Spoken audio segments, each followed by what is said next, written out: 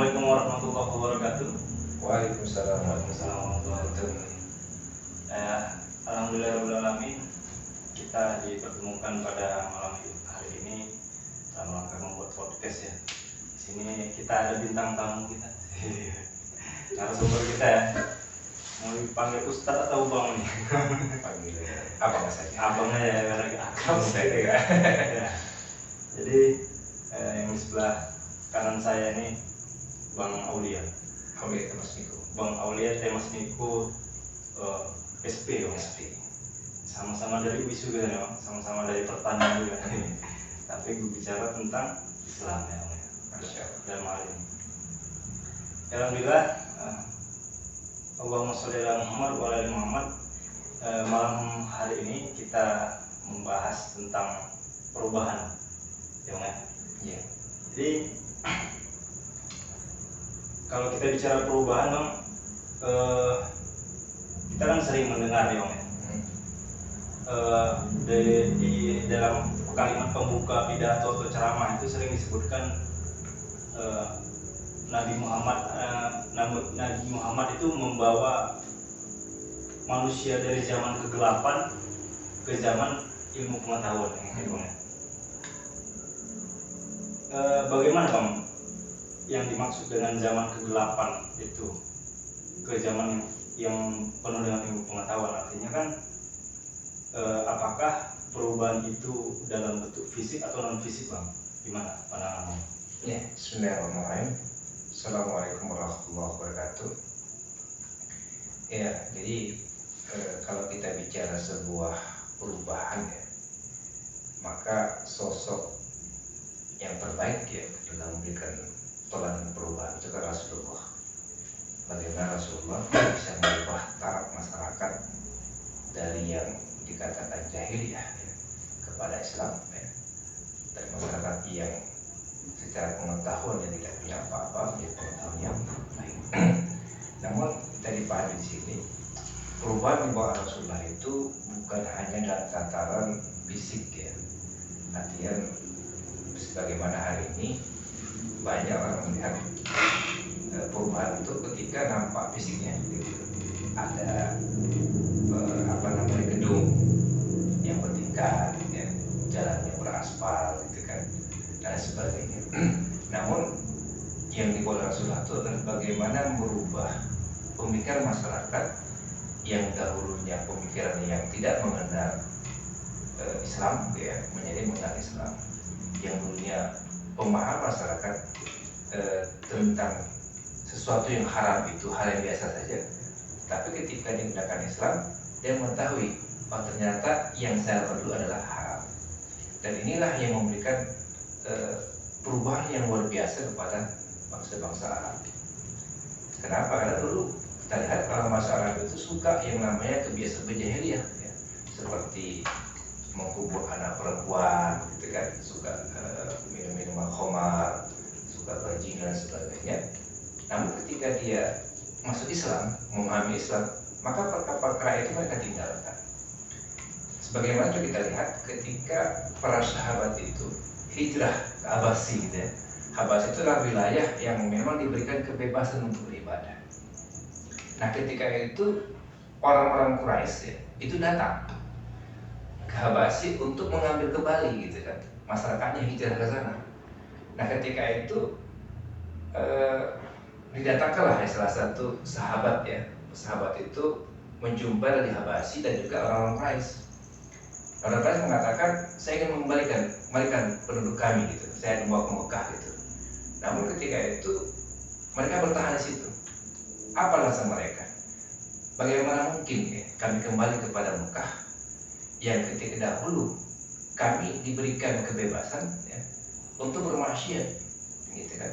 Kami diberikan kebebasan untuk minum khamar, gitu kan? Nah sekarang ketika mengenal Islam oleh Rasulullah, hal-hal yang menurut kami itu jijik, gitu kan? Kami tinggalkan. Dan ini agama Rasulullah. Nah ini adalah sebuah keberhasilan yang Rasulullah itu sehingga para sahabat itu rela meninggalkan kenikmatan-kenikmatan yang tanda kutip dunia pada kenikmatan-kenikmatan yang memberikan ketenangan dalam hati. Seperti itu. begitu Bang ya. Tadi Abang ada juga mengucapkan perubahan dari tidak mengenal Islam menjadi mengenal Islam. Baru tadi dari Sirah Nabawiyah tadi dijelaskan bahwasanya ada satu sahabat dari Sahabat Rasulullah yang jijik Iya. sebenarnya mereka di Mekah jijik Bang ya dengan Iya. Umar Bang ya. Umar itu. Baru minta kembalikan lagi gitu. Tapi orang itu nggak mau Bang ya. Nggak mulai gitu ya. Oke. Jadi kan kalau kita lihat nih fenomena sekarang ya. Tadi Bang juga menyebutkan perubahan dari sebelum mengenal Islam lalu mengenal Islam. Artinya perubahan ini dibawa oleh Islam. Iya. Kenapa harus dengan Islam Bang? Karena kan kita lihat di dunia ini, khususnya di Indonesia itu bukan hanya Islam gitu. Ada beberapa agama atau bahkan aliran kepercayaan. Tapi kenapa Islam yang dibilang membawa perubahan itu? Iya, kalau kita lihat ya di Indonesia gitu kan, itu banyak agama. Bahkan sebelum adanya agama Islam berkembang, ada terlebih dahulu agama sebelumnya ya, bagaimana agama Buddha, agama Hindu dan sebagainya. Dan mereka sudah memberikan sebuah pengaruh yang besar di Indonesia ini, gitu kan. Namun ketika Islam itu ada di Indonesia ini kan perubahannya berbeda. Ya. Bahkan kita katakan kenapa harus Islam? Pertama, Islam itu adalah agama yang memberikan sebuah kepuasan pemikiran. Ya. Kenapa? Kalau kita bandingkan dengan agama lain, terkadang agama lain itu menjelaskan sebuah perkara, menjelaskan sebuah permasalahan kehidupan, itu tidak bisa memberikan kepuasan pemikiran. Ya. Banyak agama lain, ketika ada masalah, mereka tidak bisa memuaskan pemikiran. Ya. Karena Islam itu kita ya sebagai manusia, ketika dikasih pertanyaan, ketika dikasih sebuah permasalahan, terus kita berikan solusi yang memuaskan pemikiran dia pasti akan menerima sebuah kepuasan. Itu yang pertama, memuaskan pemikiran. Yang kedua, Islam itu juga ketika diberikan sebagai sebuah perubahan, dia bisa menenangkan hati. Nah, terkadang hari ini banyak agama hari ini hanya tenang hatinya. Ya, ketika diberikan penyajian, pemaparan itu, mereka tenang. Tapi secara pemikiran nggak puas. Nah itu. Yang ketiga yang paling penting, kenapa Islam sebagai sebuah alternatif perubahan yang hebat adalah memuaskan akal. Coba kita bandingkan ya, agama Kristen khususnya gitu kan.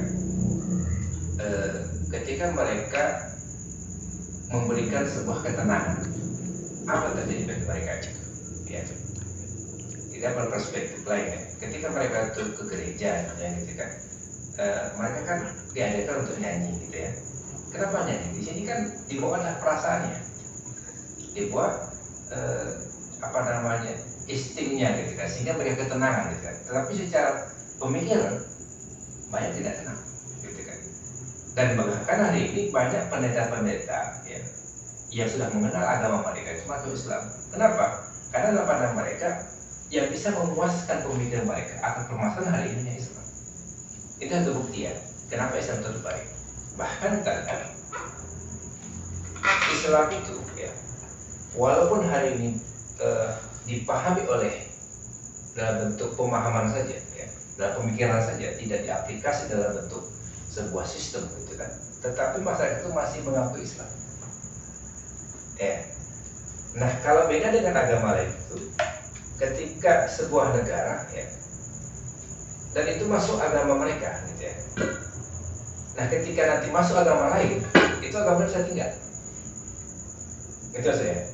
Ketika dulu ya, Islam itu menguasai Andalusia gitu kan. Ketika Andalusia itu kan dihancurkan habis-habisan gitu kan. Tetapi akidah mereka itu tak berkokoh di situ. Masih ada Islam di situ, walaupun habis gitu kan. Dibedakan dengan agama lain, jadi ketika mereka dihancurkan, mungkin hilang agama mereka ya. Ini membuktikan Islam itu memberikan kekuatan luar biasa kepada mereka yang pemeluknya. Dan sampai hari ini, ya, walaupun Islam di mana dihancurkan, gitu kan, tetapi masyarakatnya mereka sudah berislam, tidak akan pernah meninggalkan agamanya. Ini buktikan itu Islam luar biasa.